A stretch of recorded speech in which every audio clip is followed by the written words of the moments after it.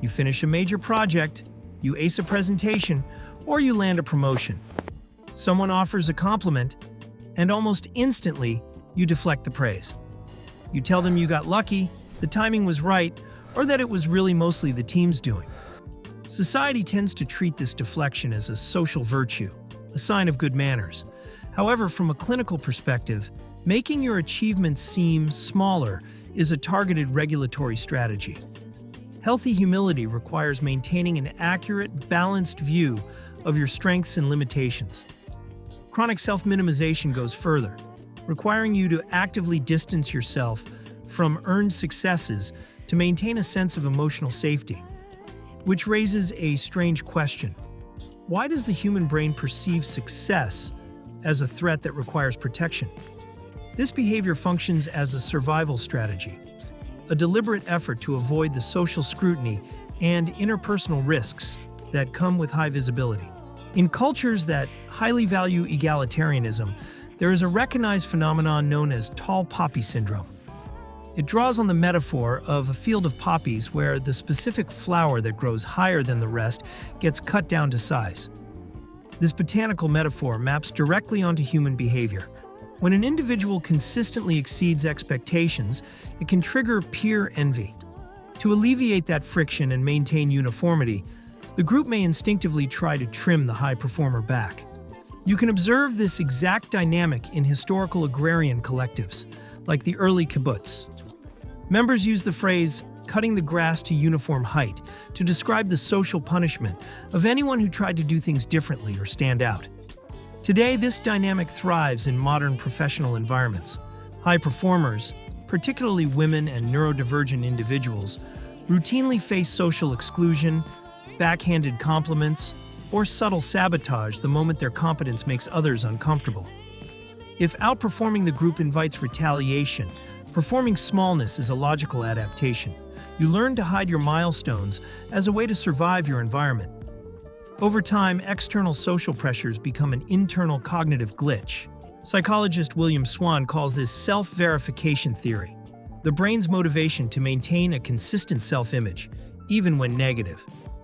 Internalizing the belief that standing out is dangerous makes objective success contradict this established self-concept, triggering intense cognitive dissonance. To resolve that discomfort, the brain employs a coping mechanism known as attribution asymmetry. This glitch operates in two directions. If you experience a setback, you attribute the entire failure to internal, dispositional flaws. You convince yourself you simply lack the innate ability to succeed. But when you succeed, the information hits what researchers call the imposter filter. Instead of recognizing your skill, the filter aggressively diverts credit away from you, routing it exclusively toward external factors like luck, timing, or a lenient evaluator. Because the credit goes to external factors, the success never updates your core self-image. Instead, every achievement quietly raises the standard you hold yourself to. The baseline for your next challenge simply becomes harder to reach. This creates a cycle where achieving a goal fails to bring pride. It only brings the anxious relief that you managed to get away with it one more time. This is precisely why standard reassurance fails to cure the imposter phenomenon. Telling a high achiever they earned their place doesn't help, because the internal filter discounts that evidence before it can be processed. Fixing the processing error requires bypassing this filter manually. Psychologist Kate Atkin outlines a specific clinical protocol to align perception with reality. Preserve, review, and acknowledge.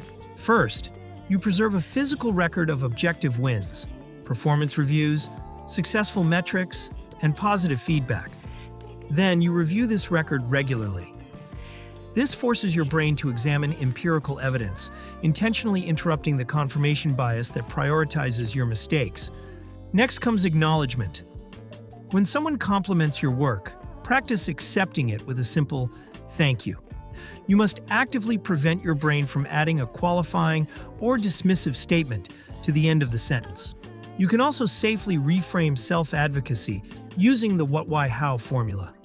You state what you achieved, why it matters to the broader group, and how you plan to move forward. This links your individual success to team collaboration, lowering the perceived social risk. Acknowledging an achievement creates essential psychological alignment. True growth requires integrating your success into your core identity, moving past the need to perform smallness for the comfort of others.